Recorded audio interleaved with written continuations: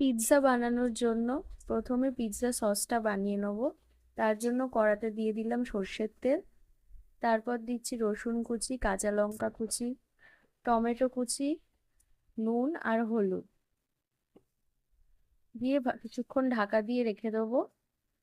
তারপর টমেটোটা মজে এলে তাতে দিয়ে দিলাম চিনি, চিনি দিয়ে ভালো করে নাড়াচাড়া করে মিশিয়ে নেব।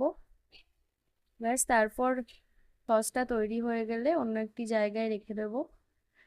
এবার আগে থেকে ময়দা মেখে রেখেছিলাম নুন, একটু সাদা তেল আর ইস্ট দিয়ে। সে ময়দা মাখাটা একটি পাত্রের মধ্যে ভালো করে ছড়িয়ে দিলাম। তার উপরে তৈরি করে রাখা সসটা দিয়ে দিলাম। তারপর দিচ্ছি সুইট কর্ন, ক্যাপসিকাম, পেঁয়াজ আর ওপর থেকে অল্প একটু চিলি ফ্লেক্স ছড়িয়ে দিলাম। এবার দিচ্ছি মজারেলা চিজ, চিজটা চারদিকে ভালো করে ছড়িয়ে দিলাম। এবার বেক করার জন্য একটি বড় পাত্রে এখানে নুন নিয়েছি আমরা, আপনারা চাইলে বালিও ব্যবহার করতে পারেন। তার উপরে একটি স্ট্যান্ড বসিয়ে তাতে পিৎজাটা বসিয়ে দিলাম। এবার ঢাকা দিয়ে 20 থেকে 25 মিনিট মতো বেক করে নেব ভালো করে। আমাদের পিৎজাটা তৈরি হয়ে গেছে।